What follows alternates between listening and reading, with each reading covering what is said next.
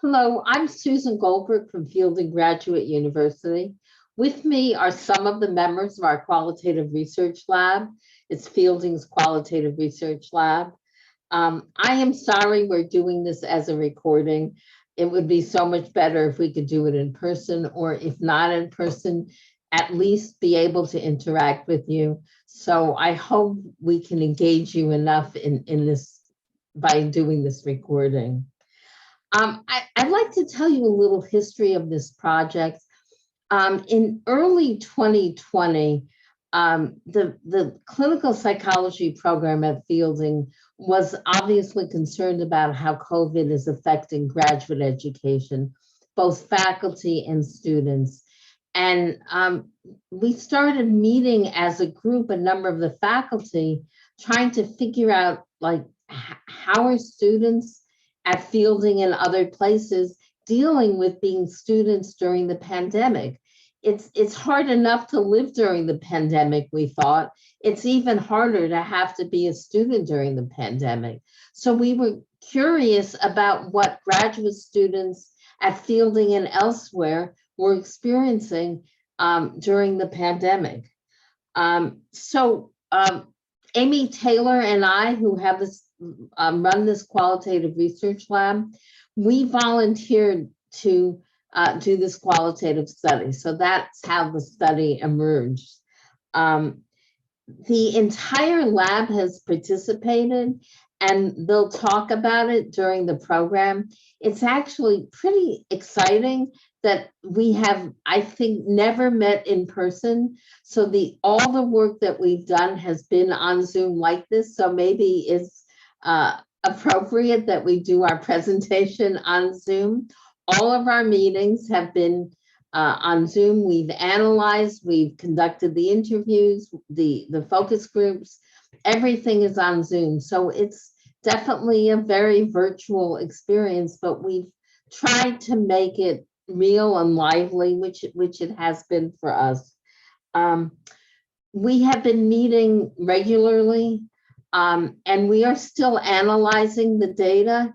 And the data is fascinating, and there's a lot of it, as always. It's rich data. So we're still analyzing it and starting to write articles, but we thought we could give you a flavor of what we have so far. So this is what the excuse me, the members of the lab will be talking about today. All right, so we are here as representatives for the Fielding Qualitative Research Lab. My name's Illysa, and I'm joined here with Erin and Lydia, and also Dr. Goldberg, who did our great introduction. So we're going to go ahead and open up with a few slides, and then we will move into a discussion following.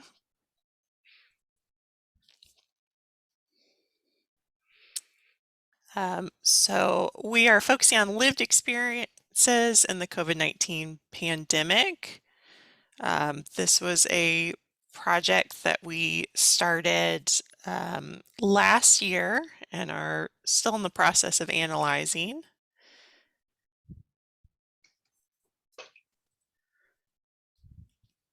And we were very lucky to receive a Fielding Graduate Research Grant. So this was a faculty student research grant that enabled us to do this project, and we're very appreciative to Fielding Graduate University for providing that for us. So we're going to go over our methodology and the demographics of our participants, and then we'll move into our findings, kind of highlighting some of the main themes that come up. And then we want to conclude with some reflexivity on our experience as the researchers in this project. So in terms of methodology, this was a qualitative research study using narrative methodology. Focus groups were done in September of 2021, which provided a really interesting period of time. We'll get more into that later in terms of analyzing.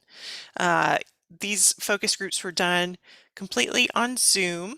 So they were recorded and transcribed for us to work with. The focus groups were approximately 90 minutes in duration.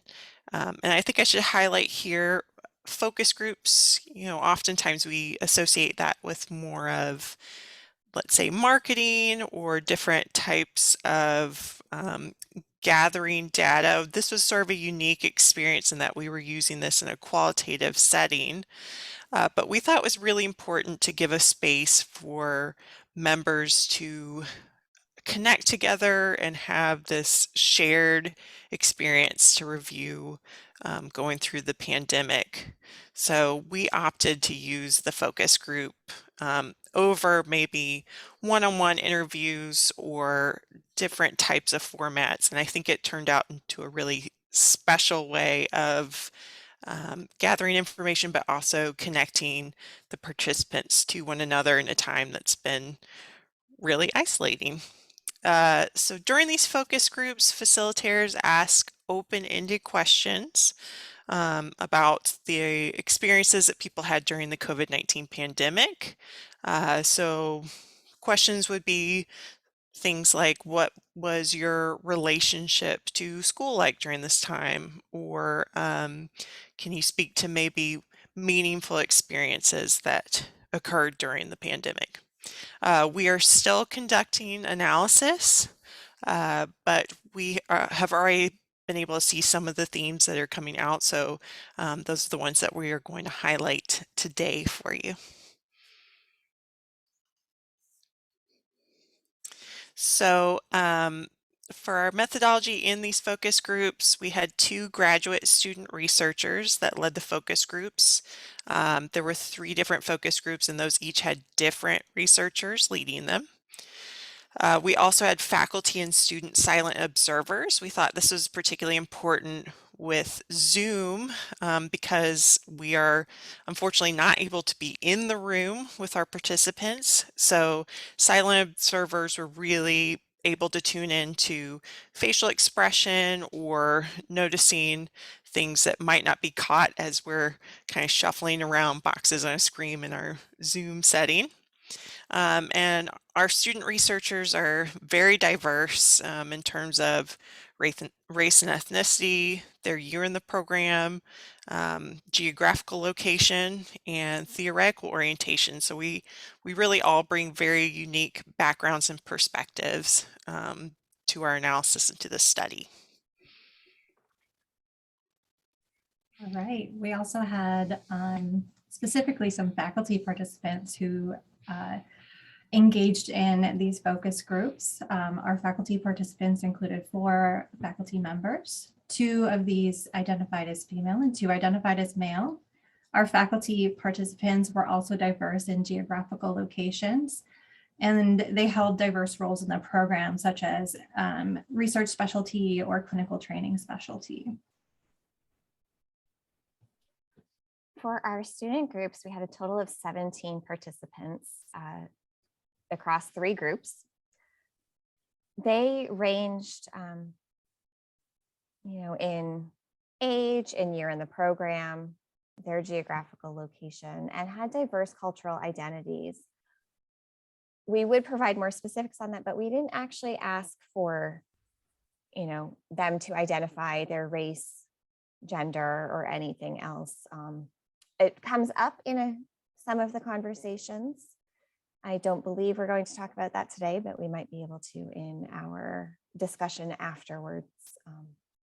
And one of the major identities and really salient pieces of our student participants is that many of them also reported having a caregiving role in addition to their role as a student. And we know that during the pandemic, caregivers took on even more of a burden than they normally do.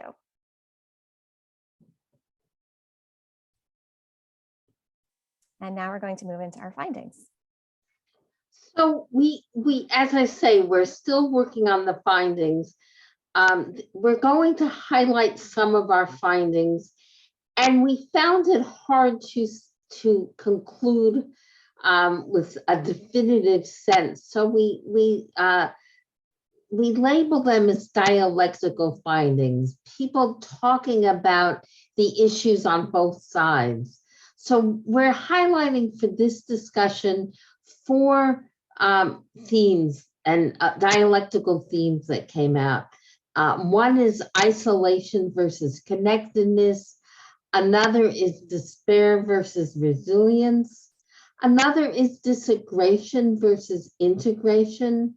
And the last one is an existential one, the sense of the possibility of death versus life. And the students will now be discussing those themes. Great. So we're going to start with the theme of isolation versus connectedness. This was a pretty salient theme that we found, that we've been finding so far. Some of the kind of sub-themes that we are looking at in relation to this include the idea of being disembodied, but also having very embodied fears. So concerns with only seeing each other in a virtual space. So from the neck up, like we're doing now, kind of speaks to that disembodiment. And then for embodied fears, we see concerns about health and how it's different interacting with people now. So that strangeness with connecting with people. We also see a longing for connection by people. Several people spoke about the difficulty in connecting virtually, like we can see in our first quote here. One of the participants particularly commented on that, saying it's much harder to connect virtually and being aware of that loss.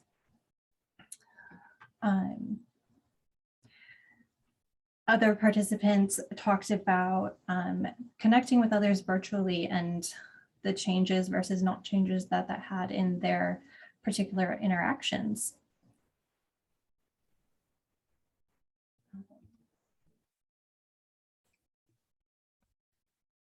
We have several quotes on isolation versus connectedness that really stood out to us as researchers as we were creating this presentation. And as you can read in this quote,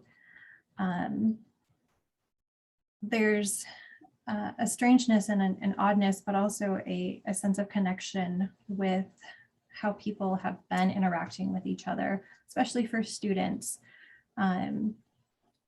You see people virtually, and there's that hardship that brings people together.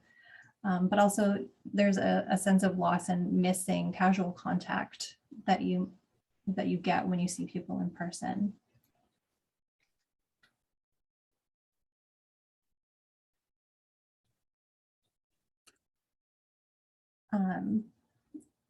Further participants talked about the different pathways and being disconnected from other people, being isolated from people, and even isolating themselves throughout this pandemic.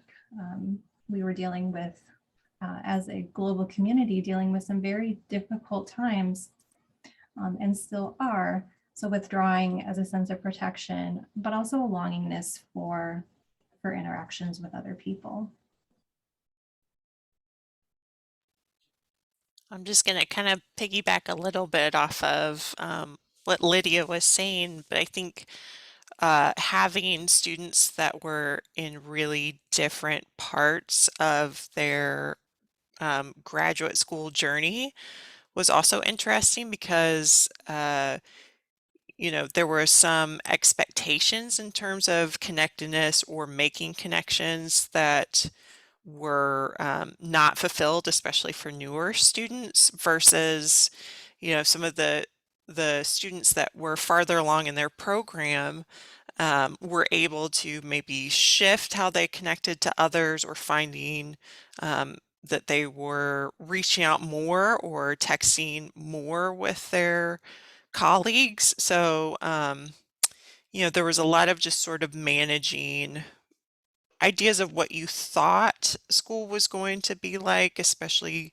starting 2020 if you were already in school or not, and then the reality of that once we kind of settled into what ended up being a really long lockdown period. So um, I I would say that most of the participants in some way touched on this isolation or connectedness, or a mix of both in terms of school, family, or their community.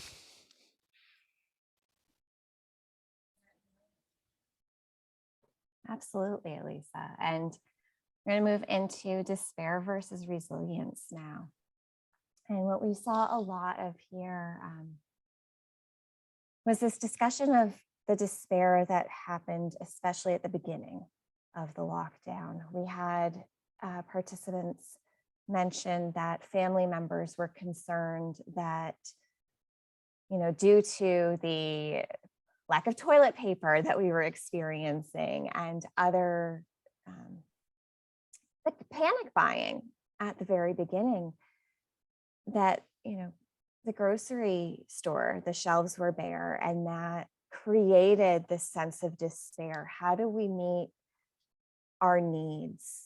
It also created some anxiety for some people that there would be looting or raiding. And so how do we protect our family? So this really true sense of despair around the community and our capacity to really live.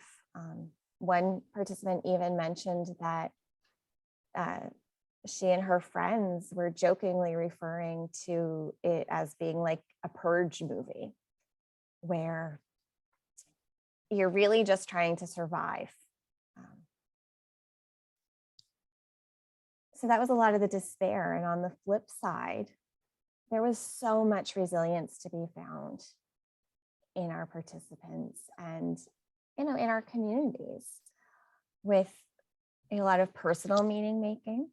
For many of our participants, their identity as a graduate student really grounded them during COVID and gave them something to hold on to. In other instances, people kind of shifted their values during this time, shifted and found meaning in other ways, found more meaning in being with family. In our second quote on this page, a faculty participant who had clinical practice in addition to academic and research related projects stated, "I found myself thinking, I don't even really want to do this online." And it was like, yeah, this is time. I'm ready to back off. So that transition from in-person clinical work to trying to do everything via telehealth really helped this particular participant realize that it was time for them to step away from that role and kind of shift into something else. Others found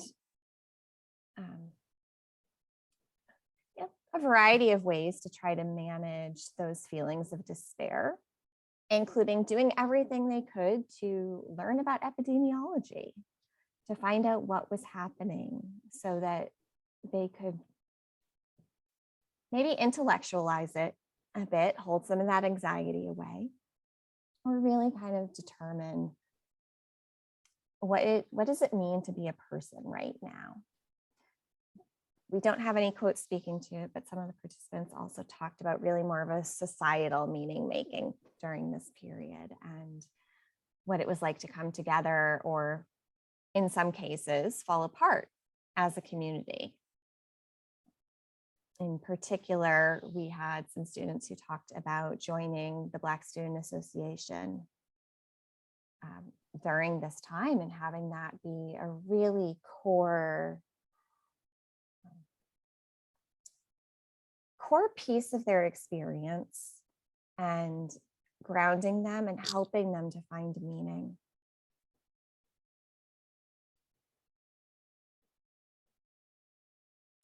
think one of the powerful pieces that I noticed too was a lot of people recognizing where there was lacking some way, in terms of maybe resources, and then that being a motivation for them to pursue school or, to go in a particular direction with the program that they were in.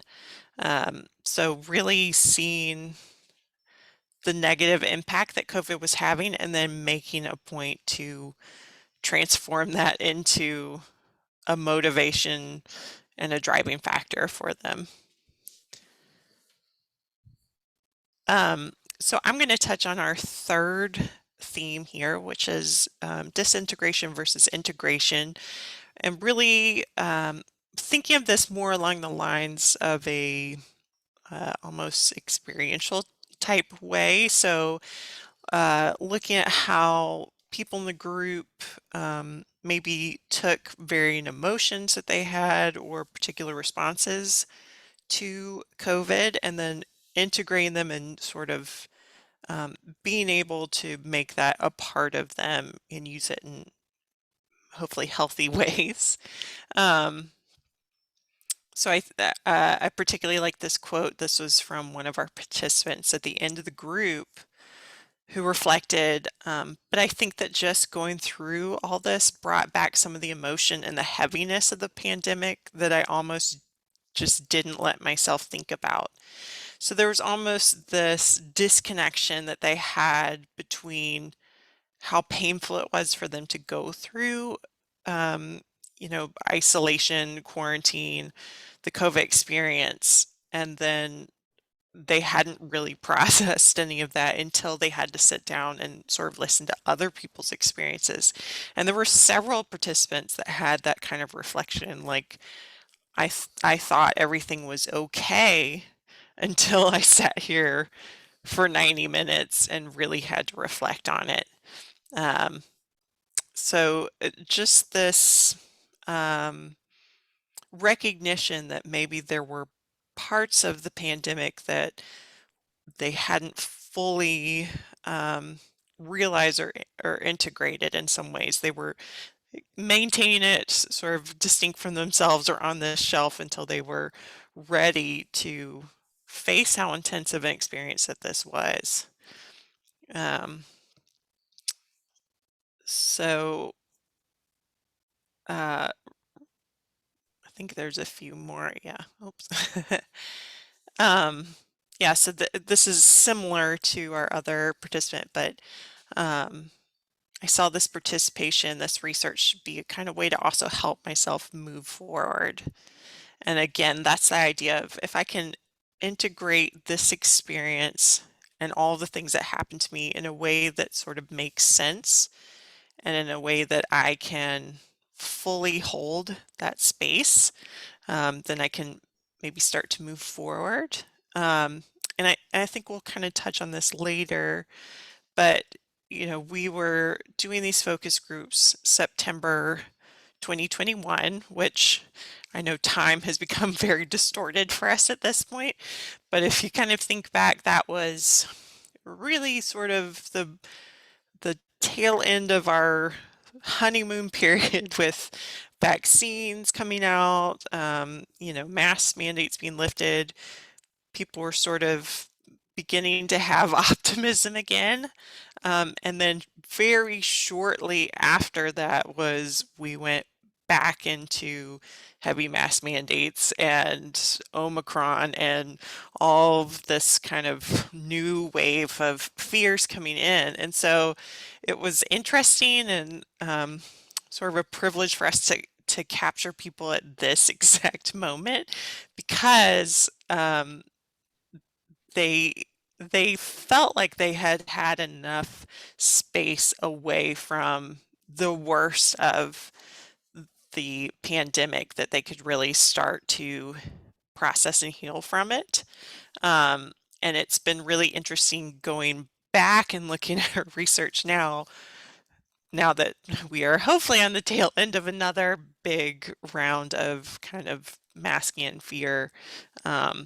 and look at it in that light, because even with how much people got out of the experience of the focus group, or even at the state that they were in now, I'm sure many of them have even shifted or processed even more from this point. So we really got this great microcosm of that moment, and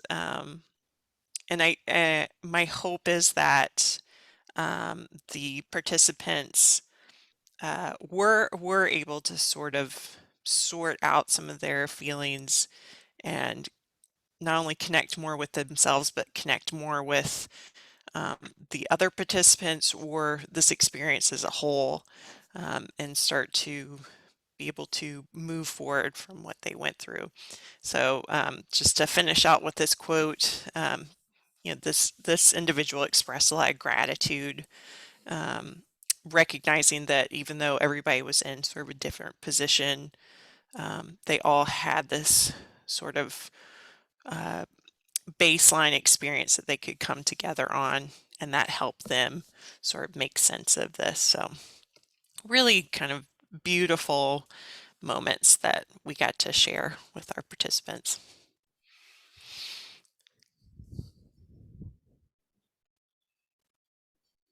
Thank you so much for that reflection, Illysa. I think you're absolutely right that we were really lucky to kind of hit in that exact time, because I think there was some awareness that, we think we're out of it, but now we're hearing little bits that maybe there's something else coming. And I think that showed up in some of our discussions, but it did give them that separation from, it was far enough distance from that first experience. So thank you. We're now going to move into death versus life, and really the death anxiety that is just an existential given and crisis for everybody, and the kinds of things that we go through to separate ourselves from that, to hold that anxiety at bay. And it was a lot more challenging for people during this period to not be aware of it, to not be thinking of it. And so some of our participants spoke very directly to it based on personal experiences. And then some, it was there as an undercurrent, but it wasn't necessarily coming through in their words. There was discussion of personal impacts, a lot of discussion of fear of, what if I get sick?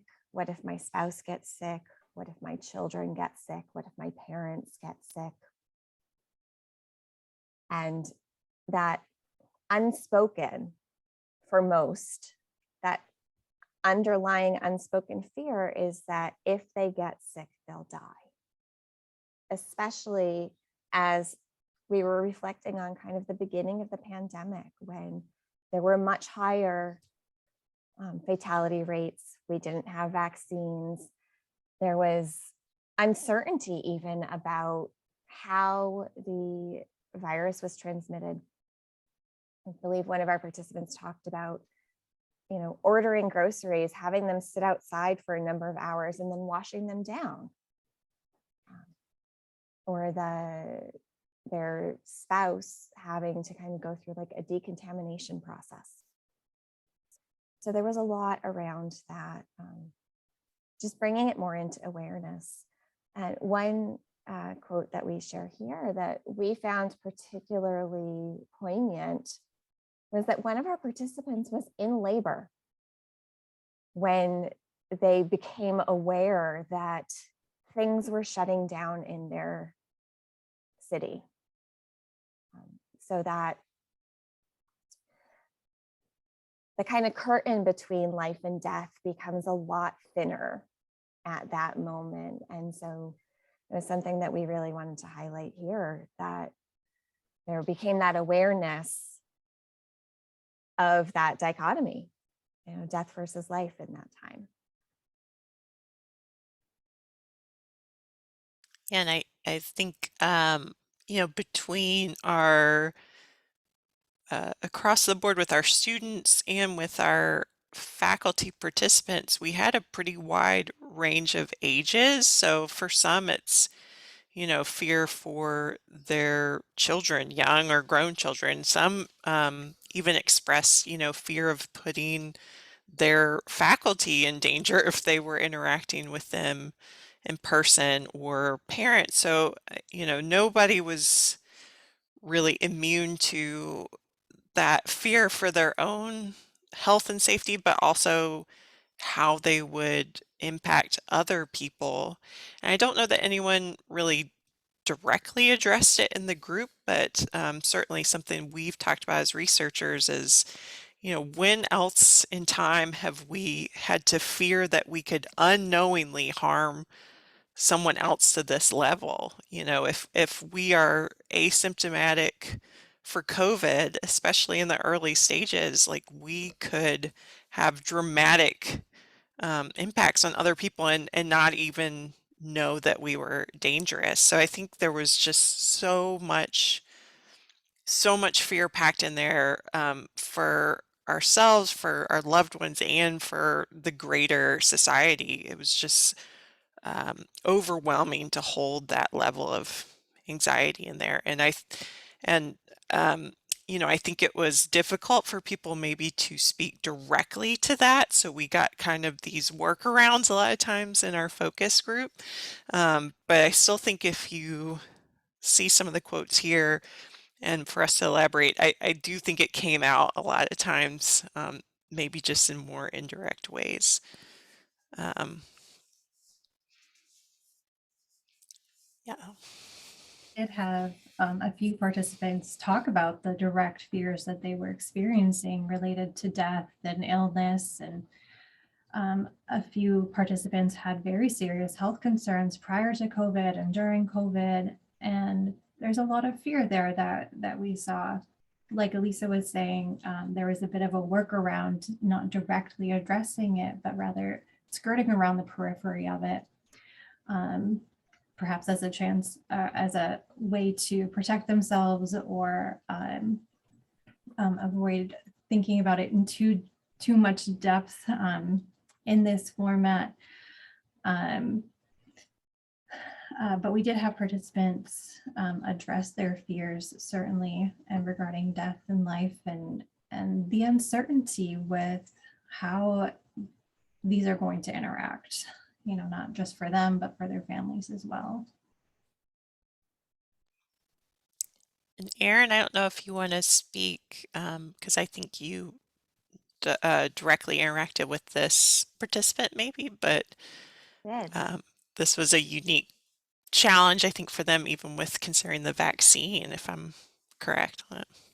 Absolutely. So it's not specifically stated in the quote we shared here, but regarding the vaccine, but this participant was diagnosed with a pretty significant cancer only a few months before the focus group. So it was already, pretty well into the pandemic when they got this diagnosis, which would have been terrifying and anxiety provoking on a good day. So this focus group member really struggled as the vaccine was coming out, because there was a fear around their response to it, especially with treatment. There was this idea that, they state here, if I were to contract COVID, I would have to stop treatment. So you had to pick the lesser evil. So how to do that in order to live or have a chance at life. And so there was some discussion of uncertainty around the vaccine. And what I sensed here was, ultimately, I believe this participant decided that was the lesser evil, but still had concerns about it. And that certainly speaks to everybody's death anxiety, this uncertainty around a vaccine that we hope will be helpful, but is also new. And so that brings its own sense of fear with it.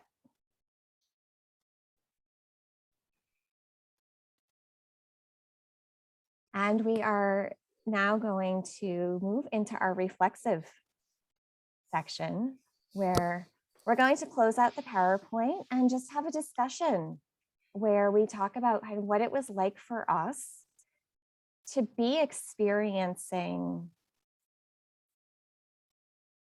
the same phenomena that we're actively researching at the same time. You know, generally speaking, if you're researching a phenomena or a traumatic event that you have also experienced, it's usually sometime after you've been through that experience. There's some distance between you and the subject matter at that time. Post-Katrina, you know, the mental health providers, the researchers were not members of the New Orleans community. They were outsiders generally, or if they were members, it was later after they had done their own healing. Whereas right now we're researching something that we are living. As mental health providers, we're trying to help people through a trauma that we're experiencing at the same time. And that's something that we really haven't seen to this scale at any other time in history that we're really aware of. We're also going to talk about what our specific process in our lab is. We have a very collaborative approach. And so we'll talk a little bit about that.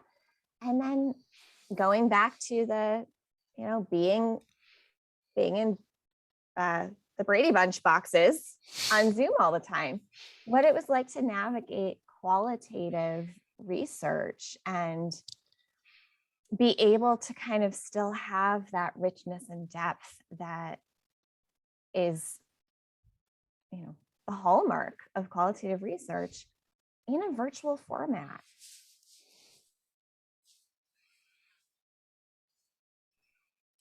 So speaking of Brady Bunch boxes, here we are.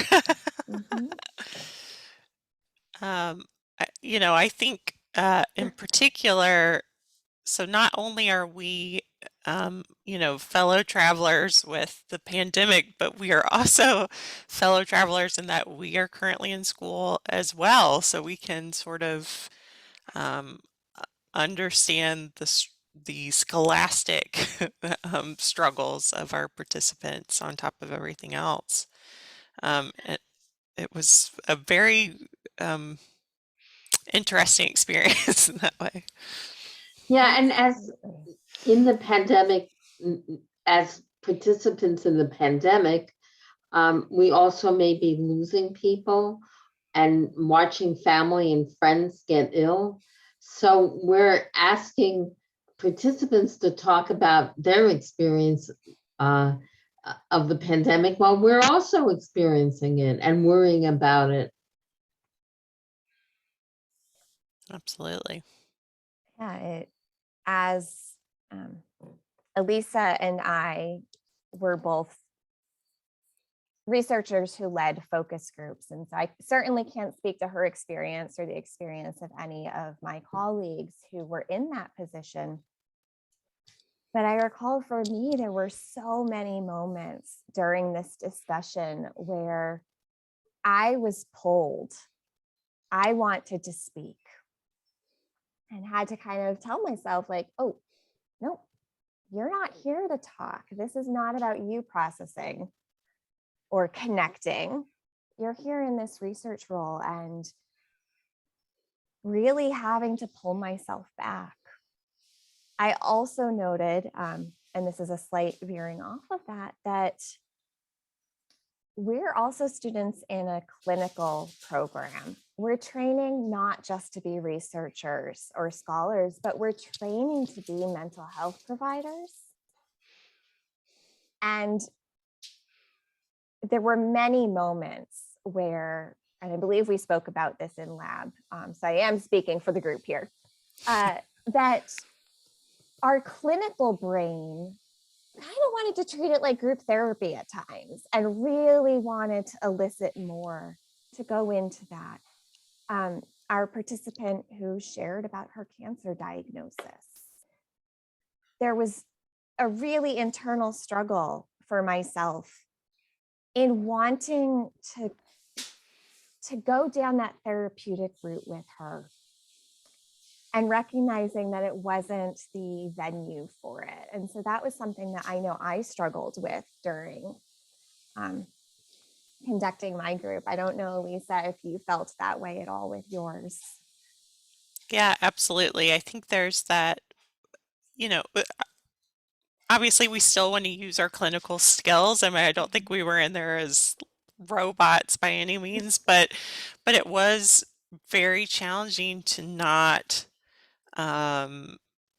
sort of follow the emotions when they were rising up. And I think you even use the word connection, Erin, and I think that's very true. There would be a slightly different way that I think that we would have interacted.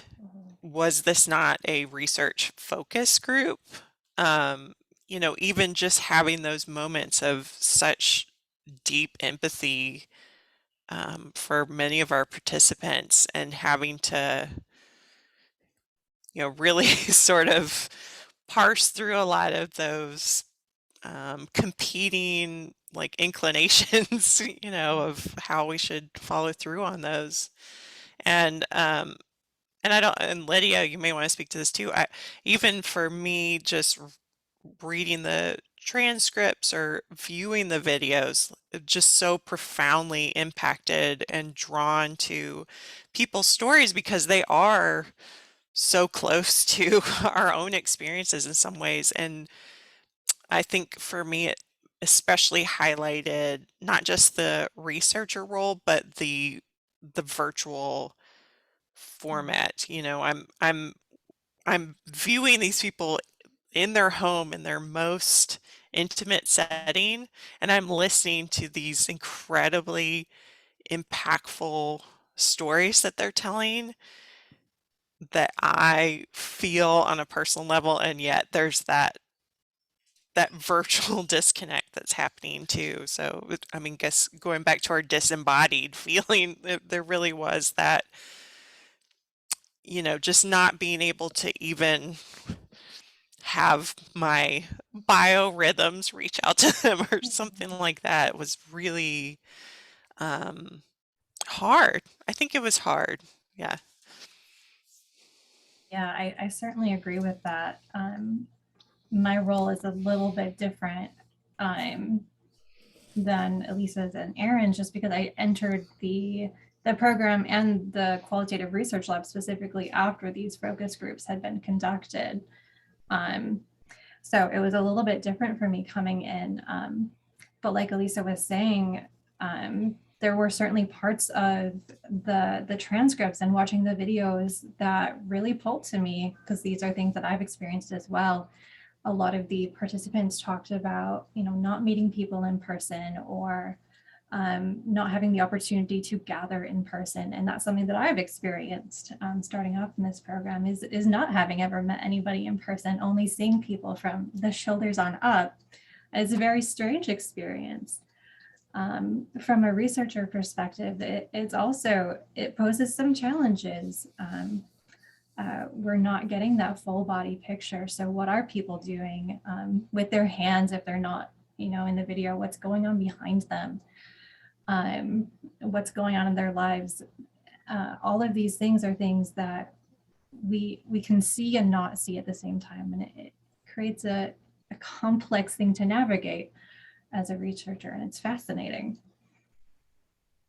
I'd like to respond to Erin's first point about how much we got pulled because we are both researchers and participants in the pandemic. And to try to avert that, Amy Taylor and I did a variety of focus groups with the lab. We did this, didn't we do this for weeks and weeks? Yeah. We did practice focus groups on this topic. And yet it was never enough. It's never enough. No, and I think that's yeah, we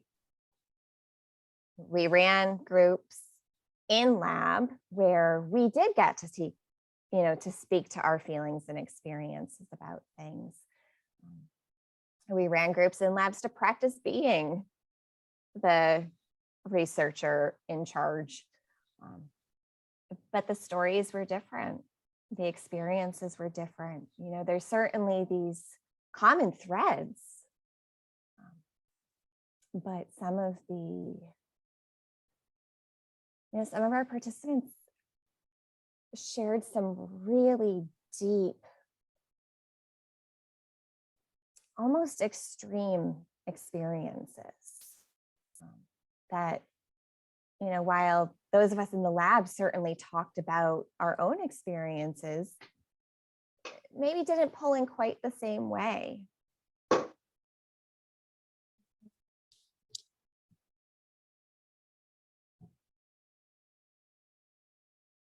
Yeah, I would agree. And then as I'm thinking of that, I guess relating back to our virtual format as well, some of our group's participants were on the phone, or we had silent observers who didn't have a video image up, or even participants that were in the group were distracted by things going on or looking at their phone, or just there was just so many more opportunities for disconnecting yourself from that space if it became too difficult or uncomfortable for people,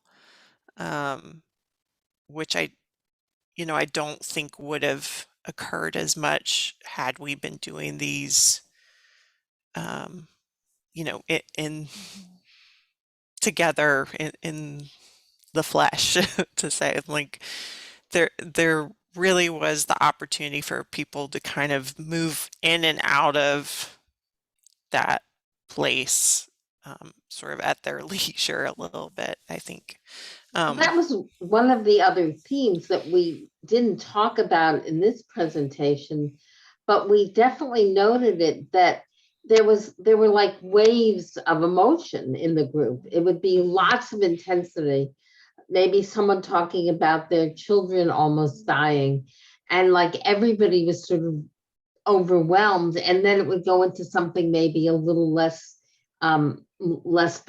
strong. And every single group had that, and we're still sort of trying to make sense of that. It's like people pulled back when it became too strong. Yeah. And I guess we can't really know, but I wonder how much of that occurred because of the format that we were in. Right, it allowed it a bit more. But as we're talking about this, the parallel with individual therapy comes to mind, that occasionally if a client is talking about something really visceral or traumatic, there's often kind of this touch and retreat that occurs where getting into it is so overwhelming that you have to go back to the surface to catch a breath. So it's almost as if the group was really acting as one in that, recognizing that this is a little much, I need to breathe. And the virtual format, I think, offered maybe some tools to do that wouldn't exist if we were all sitting in the same room. Yeah. Well, and I think too, going back to our focus group format, I just wonder if we would have maybe addressed those shifts in a different way, were it like a group therapy type, I mean, there were certainly times when I was sort of surprised that the group would move away from a particular topic, but at the same time, like, they are creating this focus group together. You know, we are gently maybe evening up a side here or there, but they are truly responsible for creating what came out of that 90 minutes. And so if that group went somewhere else, then that's sort of where we went, you know. Yeah, but you guys also reeled them in when you needed to. Yeah, there was gentle. Yeah. So I think I'm going to kind of shift this because I was saying earlier when we were talking before this recording that, you know, I think the way that meaning was sort of created within the focus groups just perfectly parallels how we have been working with this data in our lab. Um, I, I have not worked in a lot of other research labs, but you know, I think we're pretty unique in that every single piece of this we have truly done as a collaborative effort. So every time we meet, we bring up a transcript, we read it together, and people just sort of jump in, point out things, you know, discuss certain points. Nobody is ever coming to a lab meeting with a printout and saying, here is the analysis I did, and I'm going to present it to you guys. It is such a beautiful, rich collaboration amongst all of us, which is, I mean, um, Lydia, Erin, and I are all humanistic track, but we have people that are in our group that are very psychoanalytic or, you know, CBT. And so everyone's bringing these very different backgrounds, theoretical orientations, personal experiences, all of it into how we look at this material. And it's so different than me alone with this transcript. So it's such a cool way of doing our analysis. I think we have 18 students and 2 faculty, and we meet every week. And I think we have at least the majority of students present every time. So we have, it's the most collegial group I've ever been in. And you know, we have some conflict and we work it out. And that's like in a group, like in any group. And that actually makes it even better that people challenge, you know, a conclusion or a thought or, you know, how something's worded, and we talk it through. Not only is our group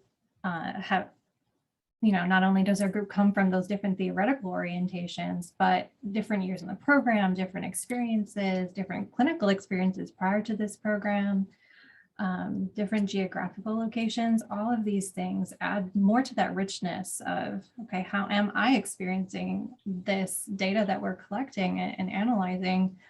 And how is that different than how like Erin or Illysa or Dr. Goldberg is responding to this data? And you may not know by the 4 of us, but it's actually very racially and culturally diverse. Yes. We happen to be 4 white folks, but the researchers are extremely diverse, racially, culturally. So it is just an odd situation that 4 white folks are in this presentation, but actually every research team was diverse in terms of race or culture.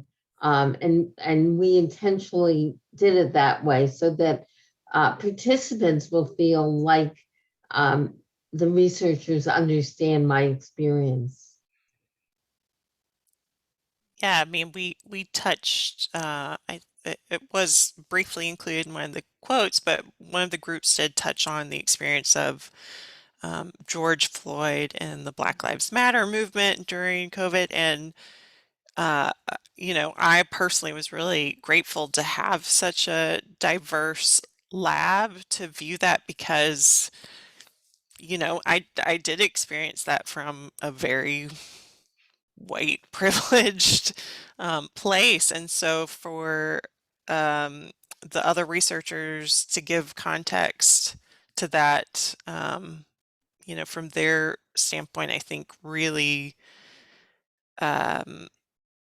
was very enlightening for me, and I was glad to have that. And I think that's, that's just one example, but I think that's true for a lot of the different themes that came up. I mean, even for me personally, I'm not a caregiver. So to have, like Erin or some of the other people in the group that, have young children and can really provide a lot more meaning and context to what some of the participants were saying. I mean, just we're very lucky to have such a just myriad of people that are in this lab, and then what that adds to our analysis. And I guess it's a metaphor that's coming to mind right now is that instead of, each of us we're each looking through our own lens, but instead of trying to make everybody have the same lens, we're putting them together. So we end up with like a kaleidoscope.